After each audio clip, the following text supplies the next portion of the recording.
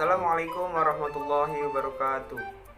Perkenalkan, nama saya Muhammad Bintang dari SMA Negeri 94 Jakarta, kelas 12 IPS 2, nomor absen 26. Pada kesempatan kali ini, saya membuat video untuk memenuhi tugas sosiologi tanggal 13 November 2020 tentang modernisasi dan westernisasi.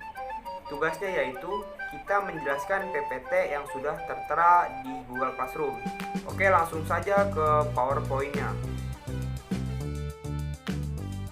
Oke, langsung ke slide selanjutnya, yaitu tentang globalisasi dalam perubahan sosial.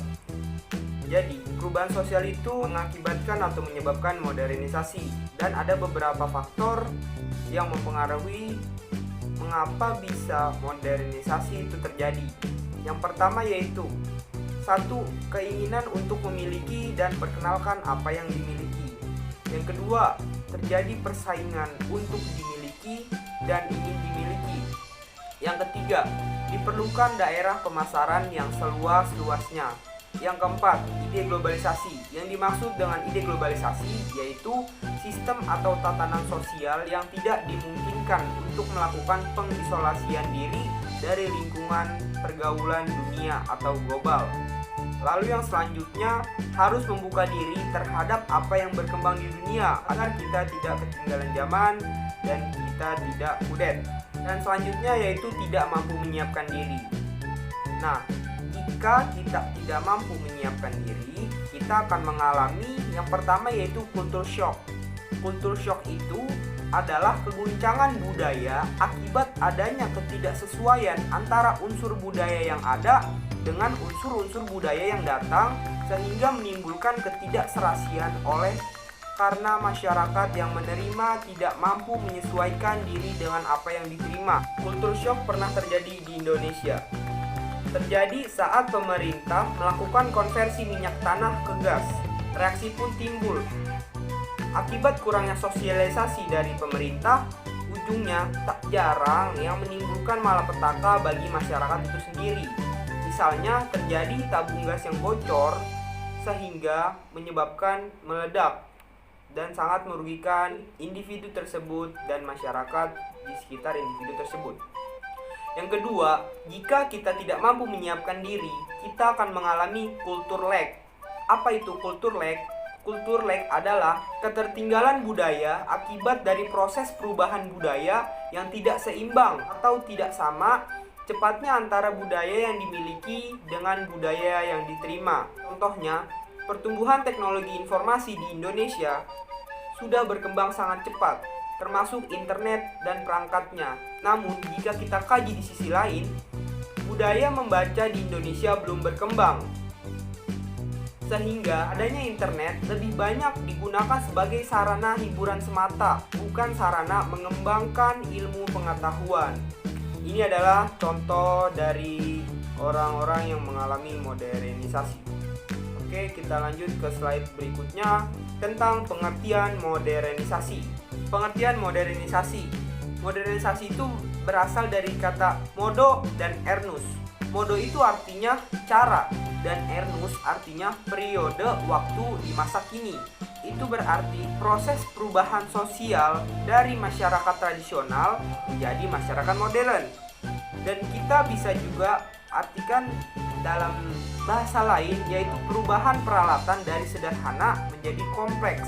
Dan ada beberapa ahli yang mengemukakan pengertian dari modernisasi. Yang pertama, Koenjaningrat. Beliau mengemukakan bahwa modernisasi adalah usaha untuk hidup sesuai dengan zaman dan konstelasi dunia sekarang.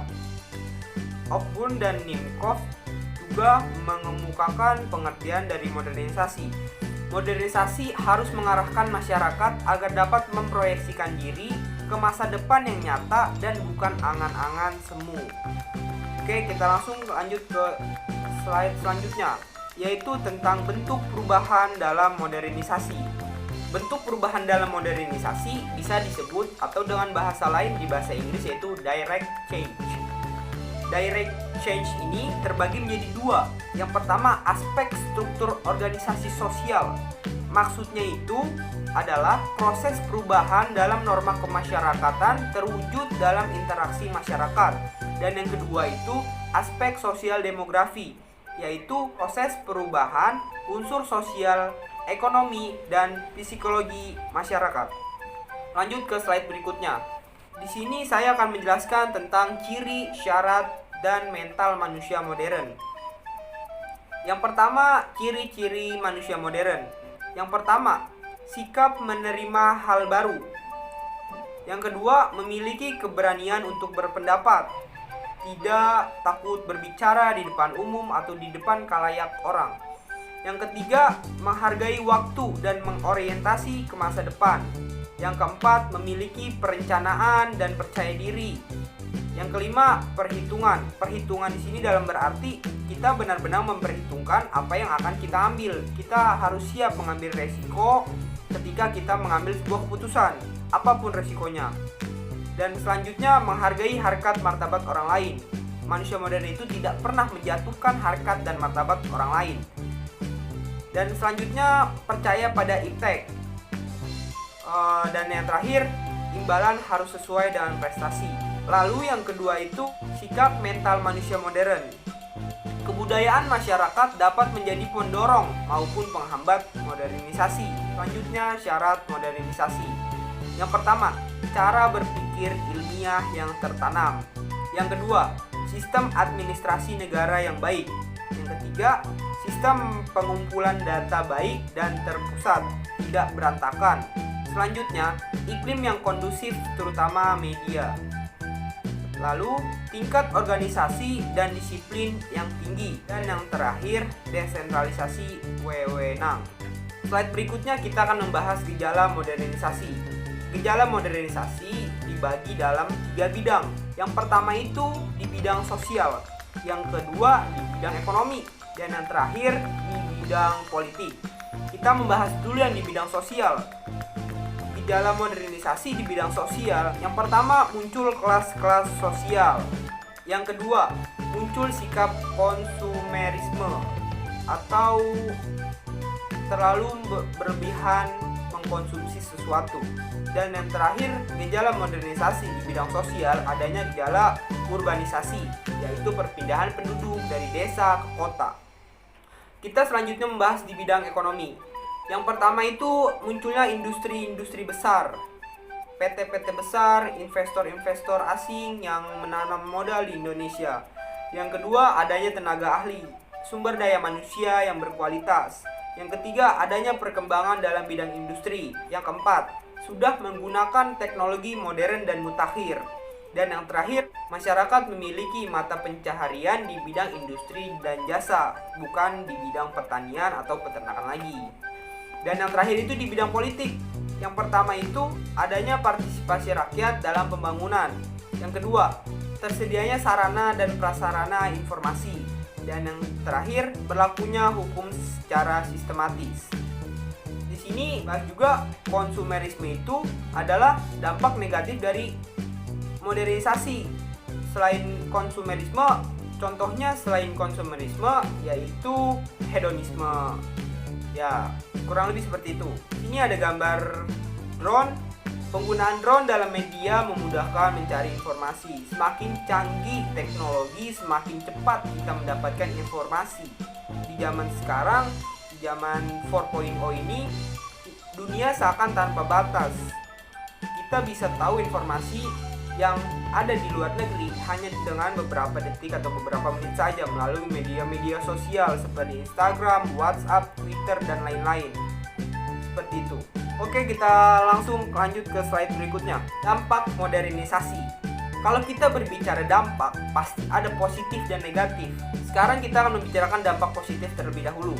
Dampak positif modernisasi yang pertama, memperkuat integrasi dalam masyarakat. Yang kedua, kemajuan dalam bidang industri.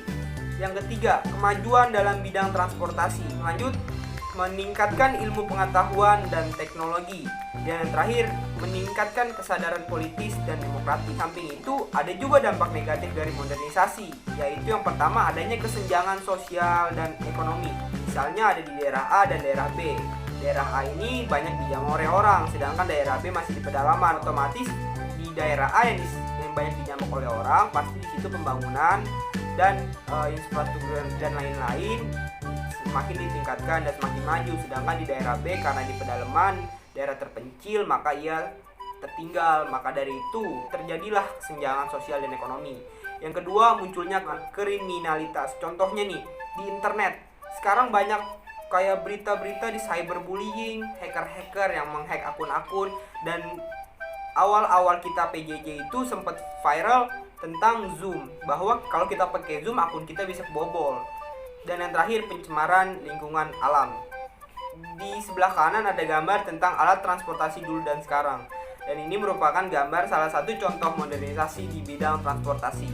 Oke, lanjut ke slide berikutnya. Nah, slide berikutnya ini kita akan membahas tentang westernisasi. Apa itu westernisasi? Westernisasi adalah suatu proses yang dimana masyarakat di negara timur itu mengadopsi budaya barat di berbagai bidang. Adapun bidangnya seperti industri, teknologi, ekonomi, hukum, politik, gaya hidup, cara pakaian, agama, filsafat, gaya bahasa, alfabet, serta nilai-nilai. Ciri-ciri westernisasi. Yang pertama, lifestyle atau gaya hidup. Lifestyle atau gaya hidup dari masyarakat mengalami perubahan serta meniru perkembangan yang terjadi di negara-negara barat. Misalnya, seperti gaya hidup mewah, contohnya kayak hedonisme gitu.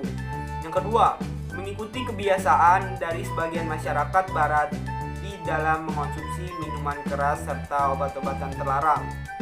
Jadi kita ikut-ikutan memakai obat-obatan terlarang atau minuman keras biar terlihat keren oleh teman, kita pamer-pamer, contohnya seperti itu. Lalu, semakin maraknya pergaulan bebas serta juga perilaku seksual menyimpang di tengah-tengah masyarakat. Yang D, perubahan cara berpakaian, cara berkomunikasi, serta juga hubungan sosial yang mengikuti kebiasaan di negara-negara barat yang negatif-negatif. Dan yang terakhir, masyarakat juga semakin individual disebabkan sikap gotong royong yang menjadi ciri khas masyarakat Indonesia selama ini jadi semakin terkikis ya, karena orang-orang barat itu individualistis, dia apa-apa sendiri, sedangkan kita kan gotong royong, kebersamaan diutamakan. Nah, dari itu ya yang baik ambil, yang buruk ya buang. Oke, lanjut ke slide berikutnya.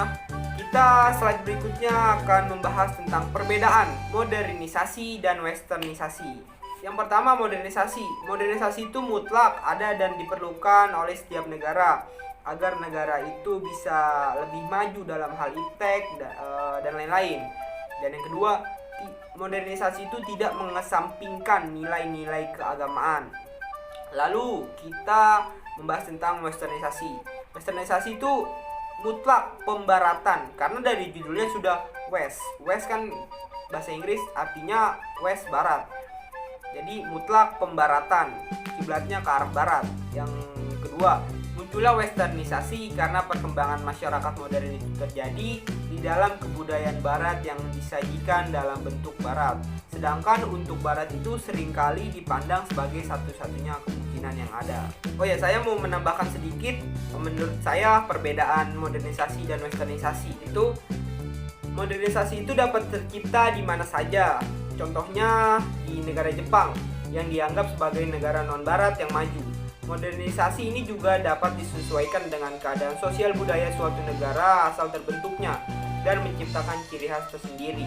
Sedangkan kalau westernisasi lebih menjadikan modernisasi di barat sebagai kiblatnya seperti Amerika dan Eropa, dan cenderung hanya mengikuti modernisasi yang sudah terjadi saja tanpa menciptakan inovasi-inovasi baru, dengan kata lain memplagiatnya. Lanjut ke slide berikutnya. Tadi kan perbedaan, sekarang kita bahas tentang persamaan. Persamaan modernisasi dan westernisasi. Yang pertama, modernisasi dan westernisasi sama-sama mempunyai kepentingan soal duniawi. Yang kedua, sama-sama memiliki unsur-unsur dari dunia barat. Yang ketiga, sama-sama merupakan hasil perbandingan dari berbagai aspek kehidupan manusia yang dirasionalkan.